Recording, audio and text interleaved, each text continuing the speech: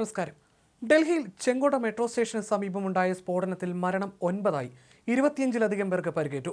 1-ാം number ഗേറ്റിന് സമീപമാണ് സ്ഫോടനമുണ്ടായത്. 8 വാഹനങ്ങൾക്ക് തീപിടിച്ചിട്ടുണ്ട്. ഒരു ഇക്കോ വാനിലാണ് സ്ഫോടനം നടന്നതെന്നാണ് സംശയം. കുറഞ്ഞത് 20 ഫയർ എഞ്ചിനുകൾ സ്ഥലത്തെത്തിയിട്ടുണ്ടെന്ന് ദേശീയ മാധ്യമങ്ങൾ റിപ്പോർട്ട് ചെയ്യുന്നു. സ്ഫോടനമുണ്ടായ പ്രദേശം ദേശീയ തലസ്ഥാനത്തെ ഏറ്റവും തിരക്കേറിയ പ്രദേശങ്ങളിലൊന്നാണ്. ഡൽഹി പോലീസിന്റെ പ്രത്യേക സെൽ പ്രദേശത്തെത്തിയിട്ടുണ്ട്. ഇവർ സ്ഫോടന സ്ഥലം വളഞ്ഞിട്ടുണ്ട്. എൻ്റെ ടെറസിൽ നിന്ന് ഒരു വലിയ തീഗോളം കണ്ടു. എന്താണ് സംഭവിച്ചതെന്ന് കാണാൻ ഞാൻ താഴേക്ക് ഓടി. സ്ഫോടനം വളരെ ഉച്ചത്തിലായിരുന്നുവെന്ന് ഒരു താമസക്കാരൻ ദേശീയ മാധ്യമത്തോട് വെളിപ്പെടുത്തി.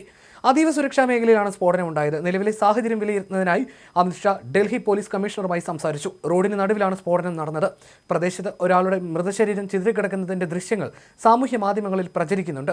തീ പൂർണ്ണമായി അണച്ചുവെന്ന് ഫയർഫോഴ്സ് അറിയിച്ചു. സ്ഫോടന ശബ്ദം കേട്ട ഉടൻ ആളുകൾ പരിഭ്രാന്തരാവുകയും ഓടുകയുമായിരുന്നു. കാറിന് സമീപം ഉണ്ടായിരുന്ന പലർക്കും പരിക്കേറ്റിട്ടുണ്ട്. ബോംബ് സ്ക്വാഡ് അടക്കം സംഭവ സ്ഥലത്തെത്തിയിട്ടുണ്ട്. സംഭവത്തെ തുടർന്ന് മെട്രോ സ്റ്റേഷൻ പരിസരം പൂർണ്ണമായും പോലീസിന്റെ നിയന്ത്രണത്തിലാക്കി. മേഖലയിൽ നിന്ന് ജനങ്ങളെ ഒഴിപ്പിച്ചു. അതേസമയം എങ്ങനെയാണ് കാർ പൊട്ടിത്തെറിച്ചതെന്ന് ഇതുവരെ വ്യക്തമല്ല. ഇത് സംബന്ധിച്ച് പരിശോധന നടത്താനായി ഫോറൻസിക് സംഘം ഉൾപ്പെടെ സ്ഥലത്തെത്തിയിട്ടുണ്ട്. പോലീസിന് ആദ്യം ഒരു ഫോൺ സന്ദേശം ലഭിച്ചതായും വിവരമുണ്ട്. സ്ഥലത്ത് നിന്ന് ആളുകളെ ഒഴിപ്പിക്കുകയാണ്. NSGയും ബോംബ് സ്ക്വാഡും സ്ഥലത്തെത്തിയിട്ടുണ്ട്. സംഭവത്തെക്കുറിച്ച് പോലീസ് അന്വേഷണം ആരംഭിച്ചിട്ടുണ്ട്. ഭീകരാക്രമണമാണോ എന്ന കാര്യത്തിൽ ഇതുവരെ സ്ഥിരീകരണം ലഭിച്ചിട്ടില്ല. അപകടത്തെ തുടർന്ന് പ്രദേശത്ത് കനത്ത ജാഗ്രത പുലർത്തുന്നുണ്ട്.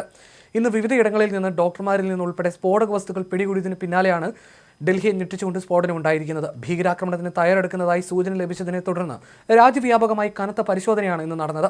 പരിശോധനയിൽ 7 പേർ അറസ്റ്റിലായതായി ജമ്മു കാശ്മീർ പോലീസ് വെളിപ്പെടുത്തിയിരുന്നു.